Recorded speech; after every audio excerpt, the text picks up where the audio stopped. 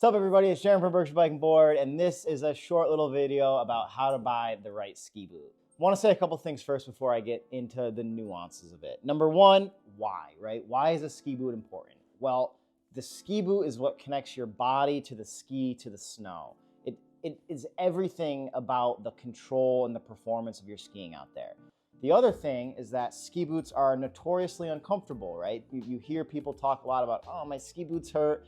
That's going to shorten your day. Our goal is to get you in the right boot so that you can enjoy skiing comfortably and to max out your personal performance on the slopes throughout the course of a full day. There's a huge misnomer here, which is that you can just buy a ski boot and then you can get it fit and you'll be okay. That's not true.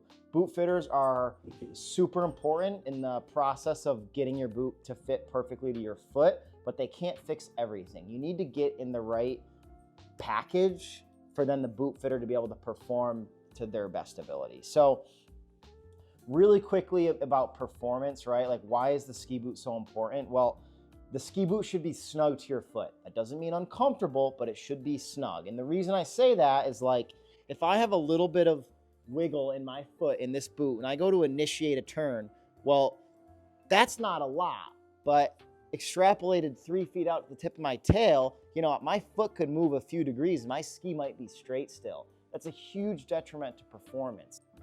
So before we get into size and flex and stuff like that, the first thing that you got to think about is, like, is the boot that you buy going to fit into the bindings that you have? There's some major ones, right? A traditional alpine binding, then you have a grip walk binding, which is much more common these days. This is a grip walk boot. It's going to say it right on the top of the boot. You'll know that it's grip walk compatible. But then you have things like a junior boot, right? Like, if you're going to buy a junior boot for a kid, you want to make sure that you're going to have a compatible junior binding. And then you can go even deeper into a world where, like, this is a grip walk sole, but it also has a tech capabilities, right? So I can use this boot to use on a pair of skis that have some skins on the bottom to walk uphill. First thing you need to know is, like, all right, I'm getting these boots. They're going to go on these skis. This is the kind of binding that I'm going to be using, and I need to make sure that they're compatible. Start with that. Here's the first thing you'll do once you figure out compatibility. You're going to get your foot measured, and the ski boot industry, the norm is called Mondo point sizing. You really want to measure your foot in a Brannock that has a Mondo point measurement in it. It's basically a centimeter measurement of your foot, but you're going to get your best measurement in something like this. If you're going to buy a ski boot like on the internet somewhere, that's totally fine. Go somewhere that has a Brannock so you can get your measurement first, because this Brannock is also going to do width. We'll get to that later. As far as some other nuances of measuring the length of your foot, you'll notice that a lot of ski boots are like 26.5, 27.5. Some manufacturers will have the size in between, like 27, 27.5, 28. For the most part, there's really no difference. The liner sometimes will be a little bit different in those two sizes, but for the most part, boots are sold in sizes like that, 27.5, 26.5, 28.5, and you're gonna get whichever one your boot fitter recommends is best for you. All right, so let's talk about the basics of, like, when you first put your foot into a boot. So a lot of times people come into the shop and they're like, this boot's a little bit uncomfortable. It feels a little bit tight. We got to think about that a little bit further. So when you put your foot into a ski boot, it's going to feel a little bit than when you put your foot into a nice comfy shoe. Your toe is probably going to be right up against the top of that boot. Now, does that mean we want it so tight where, like, your toes are buckling over and your toenails falling off when you're skiing and your toe is bleeding at the end of your day? No, that's not what we're looking for. But it should feel like a nice warm hug at the end of those boots. The other part of that is, like, your heel should really not be lifting up at all in the back of your ski boot. Your heel should be planted down and your foot should be really secure inside that ski boot and there shouldn't be any wiggle room in there. Now, the other thing that you'll see on the mountain, you'll see this all the time, is people have got their ski boots and they're just cranking on their buckles to get their ski boot tight. Their ski boot, that ski boot is probably too big for them. It might not be too long for them, but they've probably got a ski boot that's too high volume. The industry usually says, like, finger, finger, thumb, thumb. So how you tighten a boot, you should be able to you start with this buckle here. It should be one finger, should be able to get that to close, one or two fingers on that one at the toe there. And then these you should be able to just close with one thumb. If you got to really crank those down, you're probably trying to make up too much and your boot's probably too high volume. Last part of that You'll crank your power strap down. Boom, you're ready to go skiing. Shouldn't have to force it too much. Let's talk about the width of the boot. That's often called it's called last, essentially. And the Mondo point is a centimeter measurement. The last is a millimeter measurement. And this is another reason why it's really important to measure your foot on a Brannock, because a Brannock, this little piece is going to slide here, and if it's a ski boot specific Brannock, it's going to give you a measurement for your last.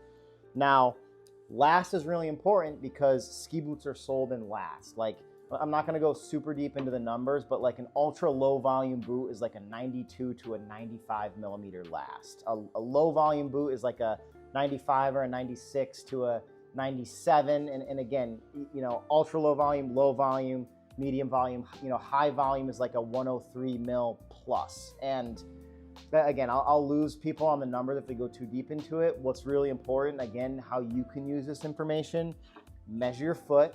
Length is your Mondo measurement. The width, right, on a Brannock is your last measurement. And then you're going to want to take those numbers and match them into a ski boot that fits you. You might, like, I've got a bunch of Nordica boots here. There might not be a Nordica boot that fits your foot. That's totally fine. Then you're going to look at a Solomon or a Atomic.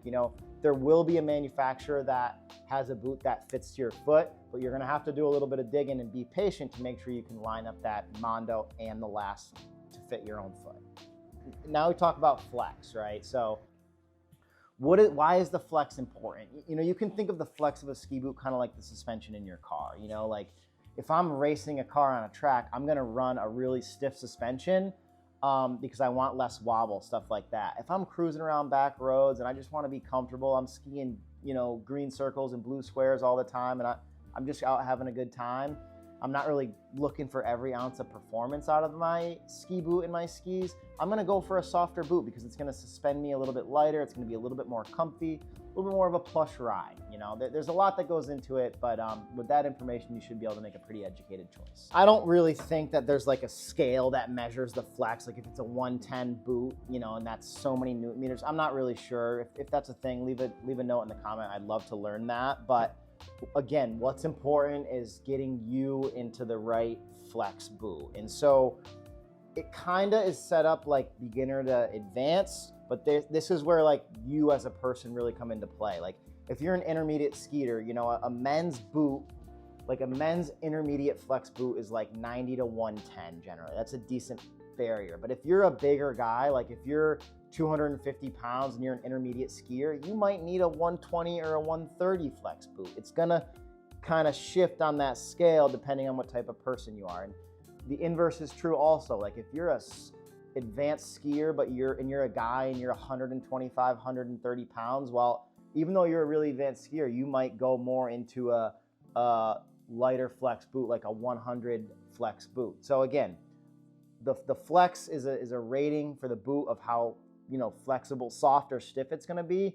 When you're going to have to use your own parameters in that little kind of algorithm to get the flex that's right for you. One other thing is that like this video is a really general guideline. Like it's not a one size approach. People's skiing ability levels are different. Their feet are different. The human body is different. And so my goal out of this video is like, take this information and then use it to apply it to yourself. Call us, ask some questions, leave a question in the comments, talk to your own boot fitter. You got to make sure that you get the boot that fits you properly. That's going to set you up for success down the road, regardless of what kind of skis you have or where you're skiing. All right, so that's a pretty short little video that hopefully explains a lot of the details about what goes into getting the right boot. I want to reiterate, this is a junior boot. I can't take this boot into a boot fitter and be like, can you fit this to my foot? They're going to be like, no, you're not even close. You might be watching this video and thinking to yourself, is my boot a good fit? Like, is my last? And it can get overwhelming.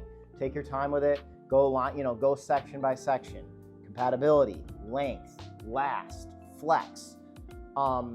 Narrow it down to a few good options. Go to a ski shop with those options. Try on a few different sizes. See what feels best. Do they have a boot fitter there that's competent, that it can then tweak your boot just enough to get to that final little piece of perfection?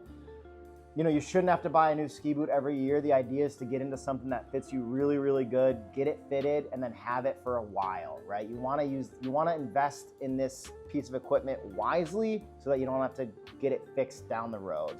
So that's a short little video about how to try to buy the right ski boot.